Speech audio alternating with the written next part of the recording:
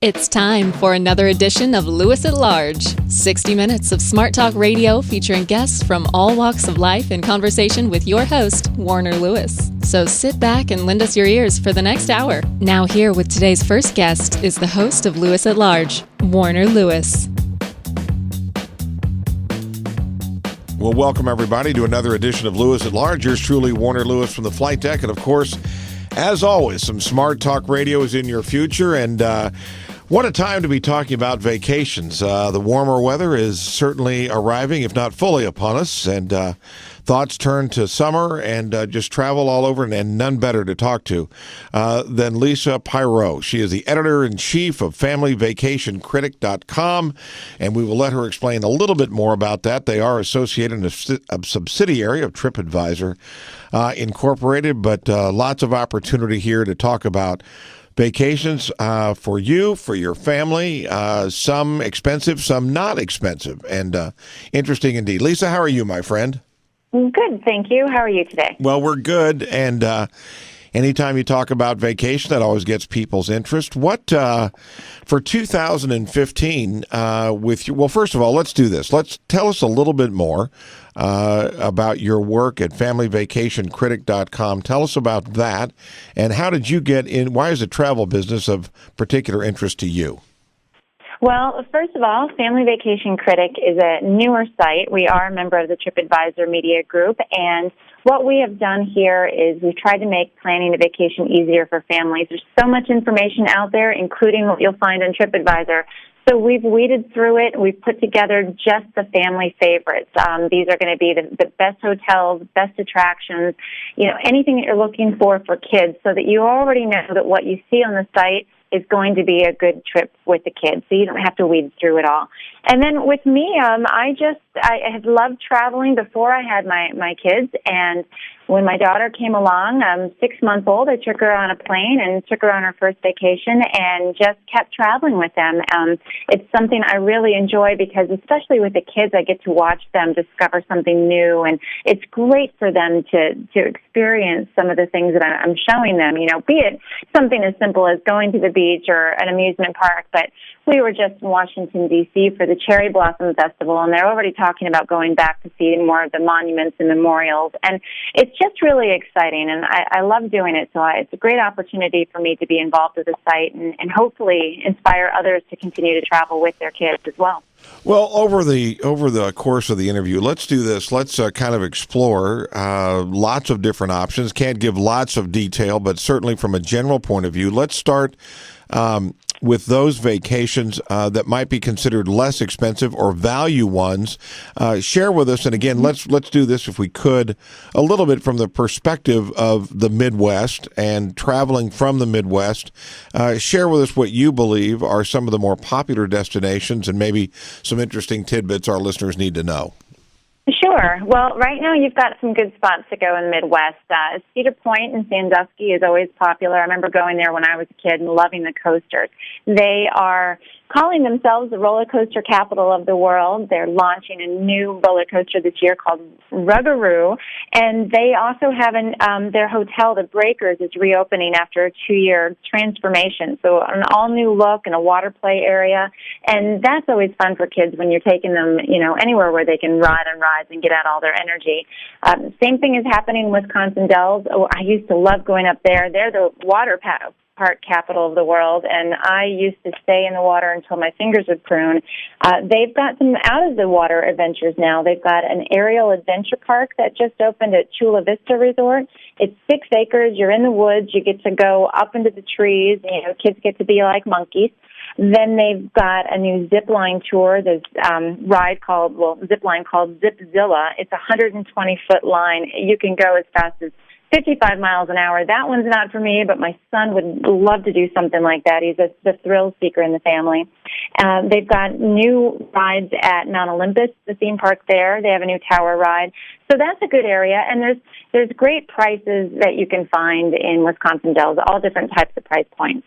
You can also go over to Silver Dollar City in Branson area. That's not too far. I like what they have with some of the new rides they have in Fireman's Landing, they're for the younger kids, because a lot of times, I can sit here and talk about zip lines and roller coasters, but for the little kids, things to do, bouncy houses and little introductory coasters. We had to start with that with the family as well. And then a little bit further away is Mackinac Island in Michigan. Their Grand Hotel is celebrating its 128th birthday with special packages at $128 per person.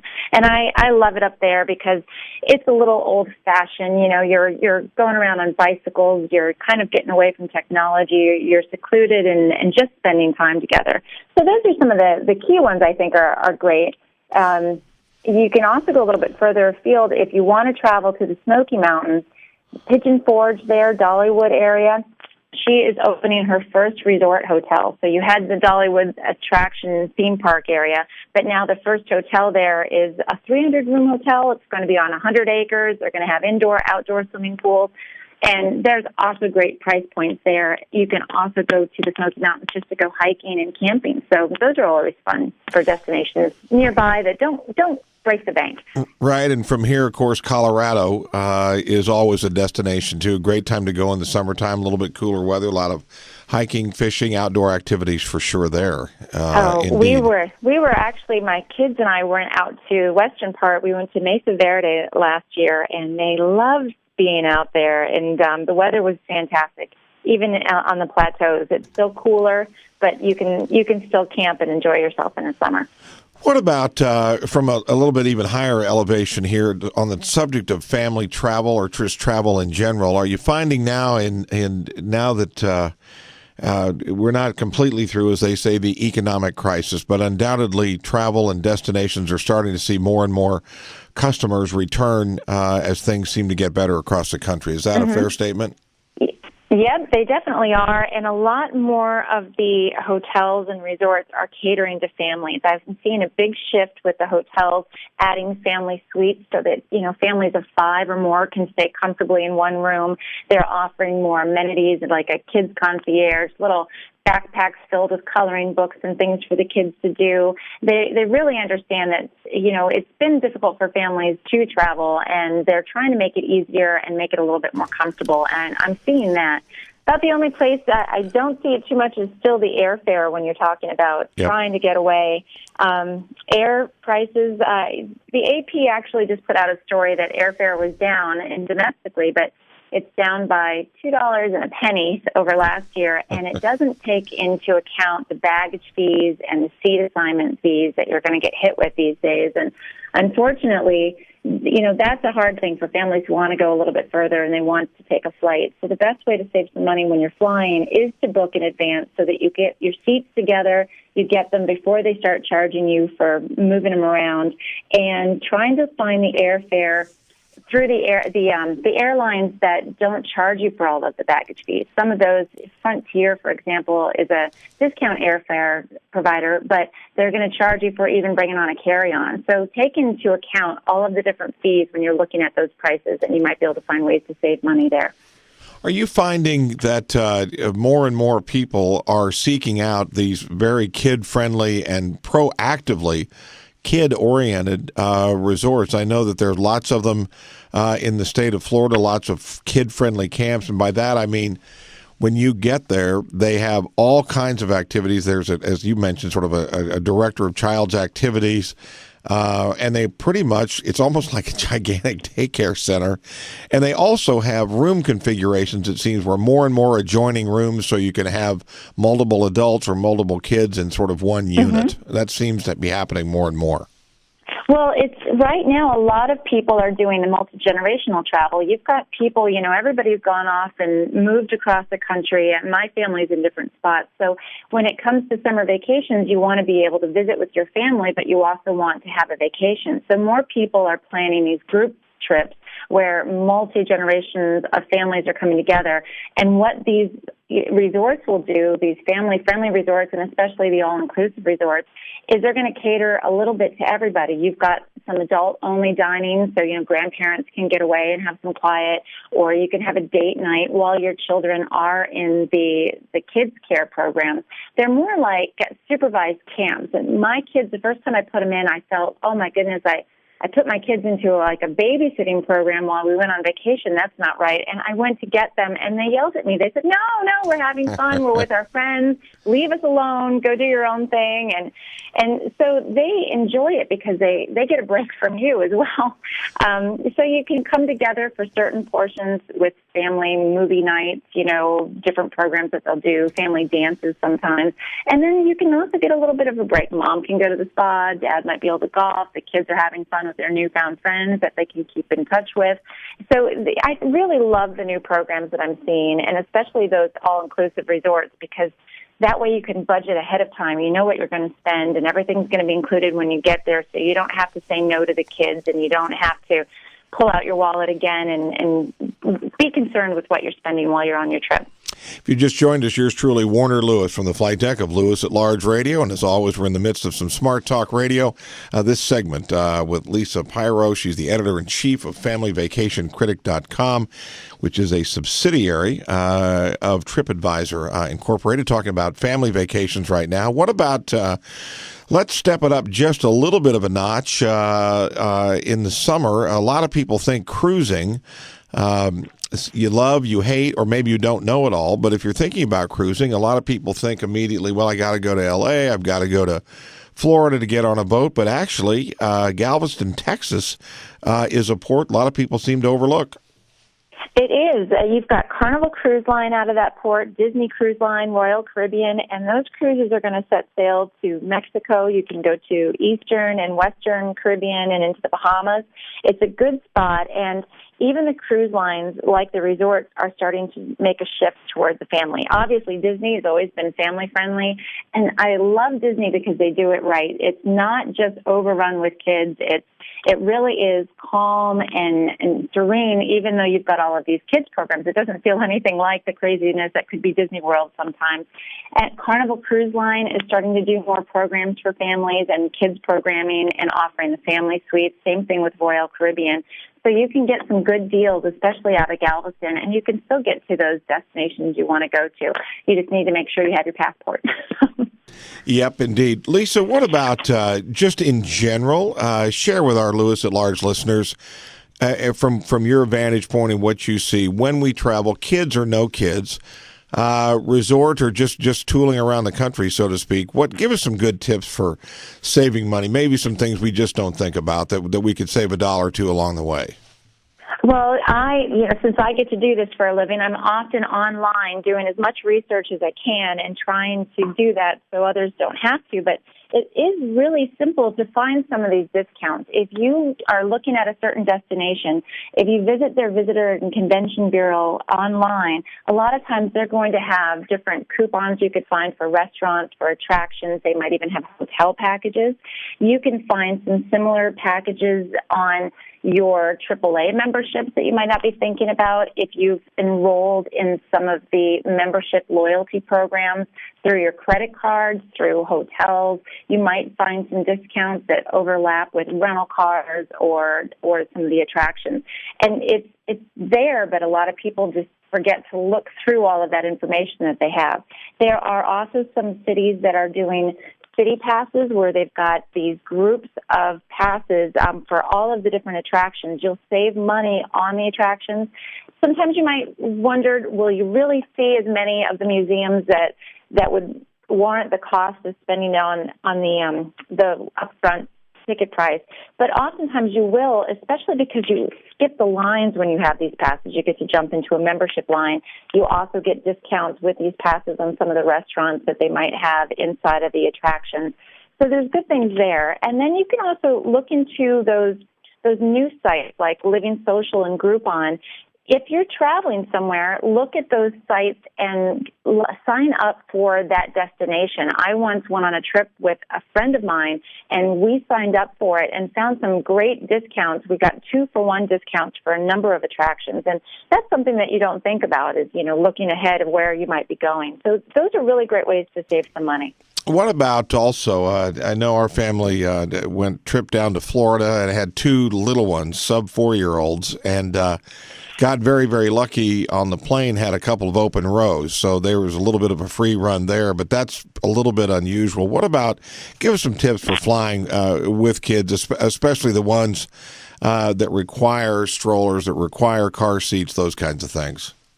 I think, to be honest, make it easier on yourself, and if you can, just, ship that stuff down to where you are going so you don't have to carry a lot of it. You're not going to spend on the baggage. If you really must have your stroller with you, try to keep it as small and something that's not going to break, an umbrella stroller or something. Try not to bring all of the bigger stuff with you. And then what I would do when I was traveling when my kids were younger is I would have a little backpack that they could carry, and I would stock it with snacks and all sorts of games, but things that I would get especially for the trip, so they didn't see it until they got on that plane and they sat down with it. That way it was something new, it held their interest. And while they will say you can board early with young kids to get them situated, sometimes it's best just to get on that plane last so that they can run around and they're not stuck sitting for too long. And then while you're at the airport, a lot of the airports are starting to offer different playgrounds for kids. I know, for instance, Philadelphia International Airport has a couple of different playgrounds, and you can look for those ahead of time if you know you're going to spend a lot of time at the airport waiting for your flight. Finding that playground so the kids can play and wipe themselves out. Maybe they'll nap when they get on that flight. Lissa, you're, again, as editor-in-chief of FamilyVacationCritic.com, undoubtedly you get lots of questions, inquiries. Is this legit? Are these reviews really legit? Tell us, as we go out and do online research, what kinds of things do we want to look for? What do we want to be wary of, maybe? And I'm just curious as to the kinds of questions. What are some of the big questions that you seem to get all the time? Well, when somebody is looking at the reviews, they will talk about, are those reviews real? Did somebody make it up? You can read through the lines to see if there is something like that. And TripAdvisor does a really good job where they've got a team of people who are watching for those fake reviews. What we have on our site is we are connected. We do have reviews that you can look at, but we also have our full reviews that come from the editors and the writers. So all of the editors and the writing team that we have are people who travel with kids. So they are familiar with what you're looking for, what you're seeking, so you can trust us. We are parents. We're talking to parents. We're going to talk about, how far away that bathroom is from the swimming pool, just in case you've got a diaper you need to change, before your child, closes down that pool, things like that. And you can also look into the social media connection. TripAdvisor's got a good connection there where if you're signed in, you'll see your Facebook friends. And then that way you can say, oh, I know this person. This is my neighbor. This is my kid's soccer coach. And I know where they've gone on trips before. I can trust this. They've stayed at this property. They've reviewed it. So it helps when you can kind of put a face to some of the places you're looking at. Also, let's talk about the subject. You touched on it briefly, but just the general subject of airfares. Again, from your position as editor-in-chief of FamilyVacationCritic.com, when are good times, good days to travel, certain routes to travel, certain times, as you go online and research airfares, give us some tips there as to maybe some strategies that might save us some dollars. Well, they always say that Tuesday is the day to buy, and if one airline is launching a special airfare sale, then typically by Wednesday, the following day, all the other airlines are going to follow suit to try to keep up. So if you miss some of the sale fares that you see that might happen on a Tuesday, look again on those Wednesdays and take a look. And families, we're often stuck in this schedule of, we have school that we have to follow, and we want to travel on a Friday night or a Saturday morning. To try to alter our schedules. If you're flying on a weekday, it's going to be cheaper to fly out and to fly in than it would be if you're doing something on the weekends and if you're doing something around the holidays. So try to build in some of those times. A lot of those flight calculators you'll see will give you that opportunity to look at 1 to 3 days outside of the dates that you're looking at, just to show you what those flights might be. And consider traveling and saving some money in those days, especially because it's not just the airfares that are going to offer you a cheaper flight. It's going to be the hotels will be cheaper during the week in some instances, and you might save some money at different attractions. So I would consider doing some of that type of travel when you're planning ahead for a vacation. Pretty hard to not talk to someone that's in the travel business without at least touching on vacations to the beach, regardless of which coast or where you're going. Always a popular destination. Tell us about any particular things we should be looking for this year. Well, we put together an annual best beaches list, and this list for us is we're taking a look at not just how clean and safe the beaches are, but do they have restrooms nearby? Do they have restaurants, other attractions? Do they have lifeguards, things like that? So our list this year kind of spreads out a bit across the country. We've got some places where they're going to be those quieter baby beaches where the water might be calm, or some of the beaches that we have, say, for example, in Florida or along the Gulf, where some of the sand on these beaches is so soft that when you walk on it, it squeaks. So they call them singing beaches. And the idea that you can just be on sand so clean and squeaky clean, actually, is a nice touch. And the waters of the Gulf are always really nice because they're pretty calm for kids, and you can find little coves so the little ones can handle what they're going to do. And so we've got a good list there if you come to the site that you can take a look at. Plus, we have our list from the previous years because some of those beaches are still fantastic. We've just made a little bit of alterations in our list. Well, you talk about travel, you talk about summer, you talk about kids, you talk about family. It's all elicits all kinds of responses from all kinds of people. But we do know that vacation is something that everybody looks forward to. Half of it seems like, is just planning the thing, isn't it? It really is. I think the most stressful part is planning. But if you plan it right, then you're going to have a good time while you're on your trip. Get all of that work done before you go so you can actually enjoy some time together, because that's really the point of a family vacation, is creating those memories and bonding again with the kids especially after a long school year and you're running around from all of their different activities and there's so much homework and so much to do. Having that time just to be together is what the kids are going to remember the most, and that's really what they want from you anyway. So as long as you're not stressed, they won't be stressed, and everybody will have a good time. Well, we've been talking to, again, Lissa Poirot, and editor-in-chief of FamilyVacationCritic.com. It is a subsidiary of TripAdvisor, offers all kinds of ideas, reviews, and information on family hotels, resorts, and destinations, et cetera, et cetera. Lissa, how can our listeners find out a little bit more about the site and just vacation planning in general? Well, you can just come on over. It's, as you said, it's FamilyVacationCritic.com. We've got destinations, attractions, hotels, and then we've got plenty of articles that are going to give you some ideas. So we've got best amusement parks, best water parks, best theme parks, anything that you're thinking of just to help you get your ideas going. And then you can talk to the kids, kind of figure out what they're looking into as well. Once you come up with some ideas, then you can find which attractions you want to go to, which hotels you want to stay in. We'll help you piece those together. So, that's the best place to start. Of course, I will say that. Well, listen, thank you for spending time today on one of everybody's favorite subjects. And certainly want to wish you the best. Love to have you back on again, and have a great travel season. Well, wonderful. Yeah, I would love to be back on, and I hope you have a fantastic summer, too. You bet. We will be back with more right after this on Lewis at Large.